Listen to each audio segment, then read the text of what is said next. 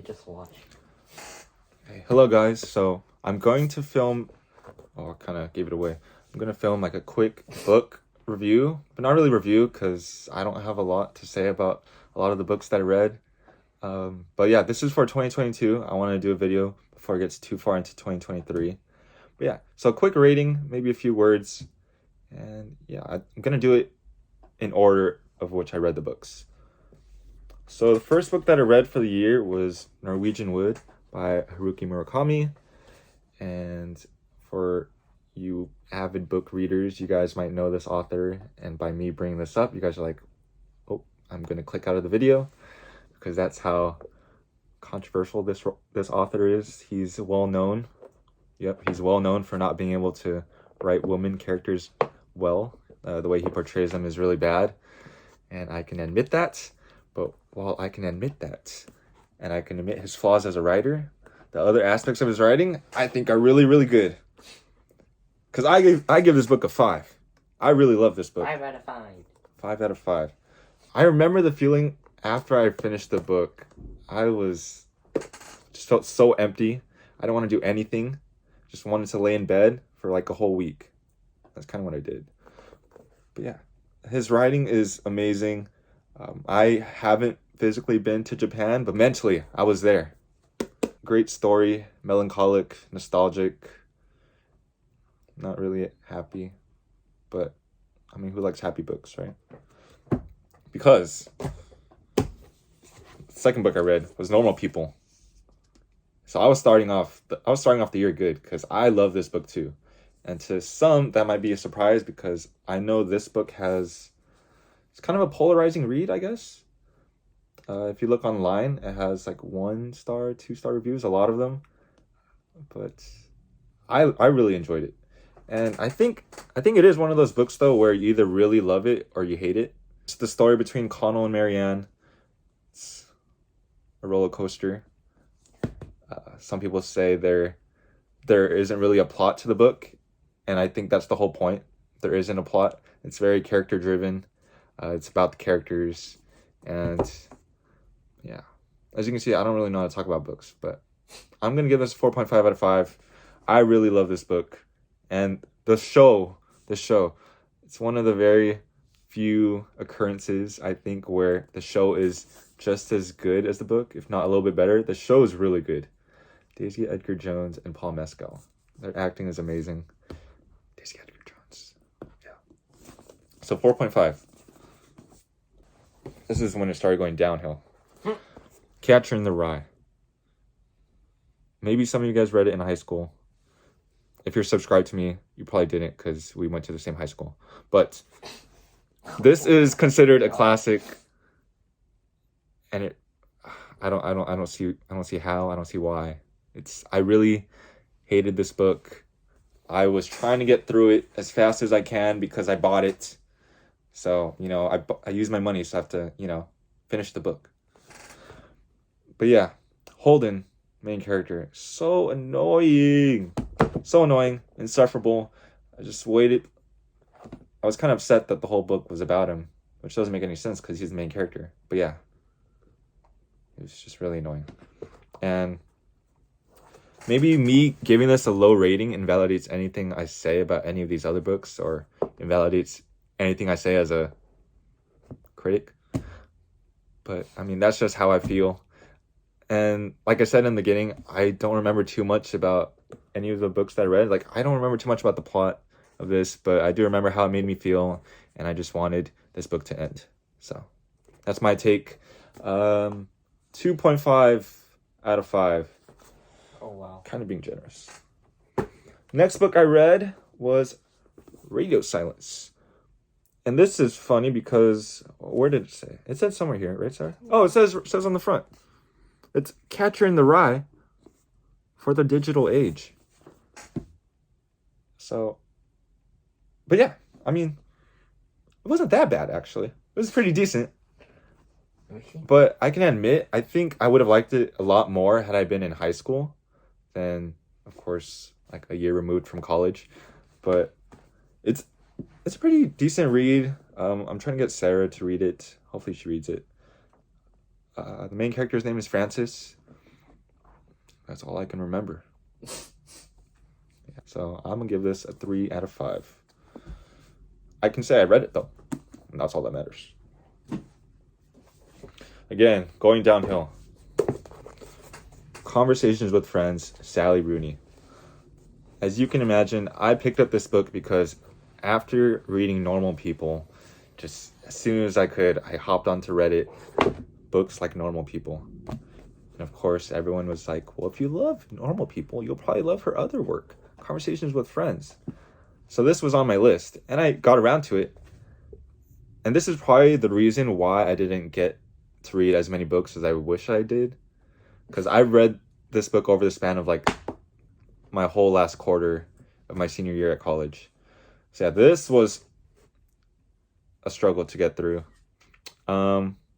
Like Radio Silence, the main character, her name is also Frances. They're not related or anything. They're not the same character either. But you guys probably knew that. I really tried to get through it because I saw that they released a TV show on Hulu. And yeah, I also tried watching that and I fell asleep. And I wasn't even like 10 minutes into the first episode. So also, I just want to say, I think that every book is good or has the potential to be good. It just depends whether or not you relate to it or not. So I'm sure, because I know a lot of people love this book. I'm not one of those people though. Okay. Next. So people we meet on vacation. I still have the Target thing. I actually read the ebook, and then I bought this actually maybe like a couple weeks ago. You know, just in case in the future I get like a bookcase or a bookshelf. You know, I want to have my physical copies. So yeah, this book was fun, quick read. How else can I describe it? Take your typical rom-com, throw it in a book. You get this book. You get Alex and Poppy. I was talking to my friend Estelle actually, or we talked about before, how we think this book can easily be turned into like a show, with each episode being like each vacation that Alex and Poppy go on. So yeah, that's food for thought for Emily Henry. Food for thought. Food for thought, or you know, whoever wants to take this book and put it on the screen. Yeah, Alex is down bad. He's down bad. Wait, did I get my ratings? I didn't get my ratings, did I? I gave this one 3. This one. This one between this and Catch in the Rye, I don't know which one was worse for me. Might be this. 2. So I'm gonna give it a 2. This was, like I said, fun and quick. 3.5. 3 going close to 3.5. Fun, quick read. But nothing like deep or meaningful about it. I'm sorry, I don't know why I needed to add that. So the last 2 books that I read for the year were actually personal finance books. The first being this one, I Will Teach You to Be Rich. That is a bad title. And I've told everyone that this is probably the single worst title for a book ever. I mean, geez, I finished it and I'm not rich. That's all you need to know. But other than that, What? other than that, this was actually a really good read, and I totally recommend for anyone. Of course, like probably get past middle school first, and then probably get this book. Yeah, so just talks about everything from credit cards to retirement accounts to investing into those retirement accounts to keeping a budget, all that great stuff. And thanks to this book, I'm like Rich. No, not rich, but like a finance bro, you know, like into investing in retirement accounts and Roth IRAs and 401ks. Yeah, I could talk about that for like hours. Okay, and then the second personal finance book. Oh, this. 4. 4 out of 5. I'm telling you, it was pretty good. Second personal finance book. This one, The Simple Path to Wealth by J.L. Collins. Slightly better title, still not that great, because I finished the book and still not wealthy. I recommend reading it, actually, yeah, after reading this one. So this first, and then this one. This goes more into depth about retirement accounts, you know, investing, index funds, ETFs, all that fun stuff. And yeah, talks about the stock market, all that jazz that I'm really interested in now. So yeah, I give this a 3.85. What? Okay, so that's it. Wait. It ends with this. Bro, I'm stuttering. I read it this past year, as you can imagine, because of the hype that it got just everywhere. And I have to say I give it a 3 out of 5. I just didn't really like the writing that much. It wasn't that mature or sophisticated.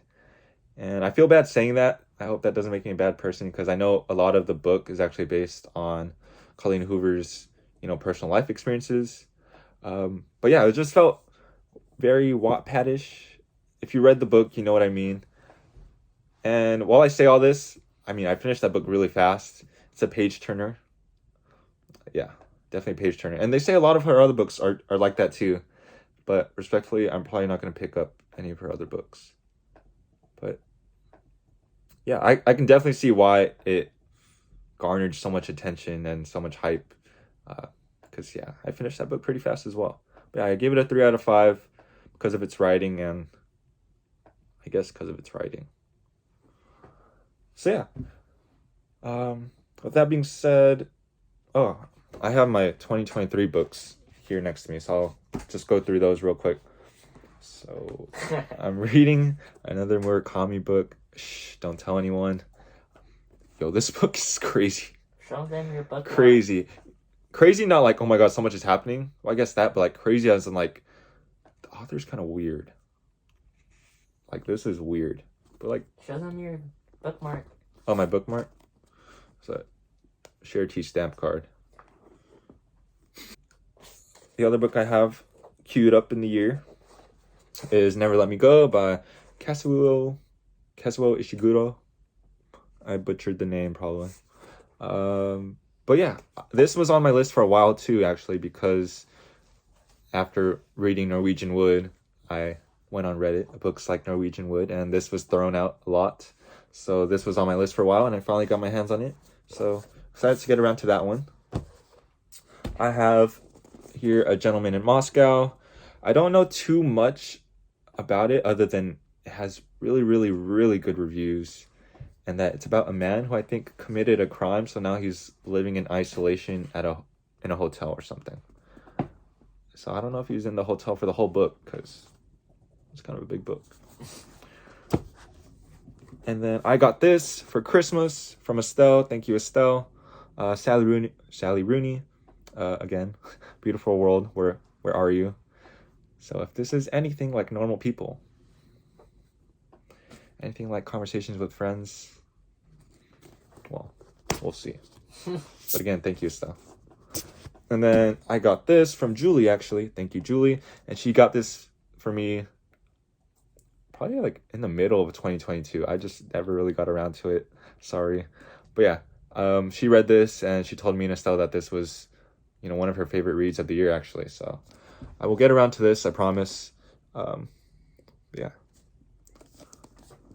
So thank you for listening. You probably didn't watch all of it, and I totally understand why, but I mean, it's fun for me to document, and I'll put on YouTube to embarrass myself. You are so embarrassing. I'm so embarrassing. Yeah. I think that's all. Oh. Guys, put your money in a high yield savings account. There you go. Because it's not doing shit in your regular savings account. So yeah. All right. Thank you for watching or listening. Say bye, Sarah. Bye. Norwegian Wood.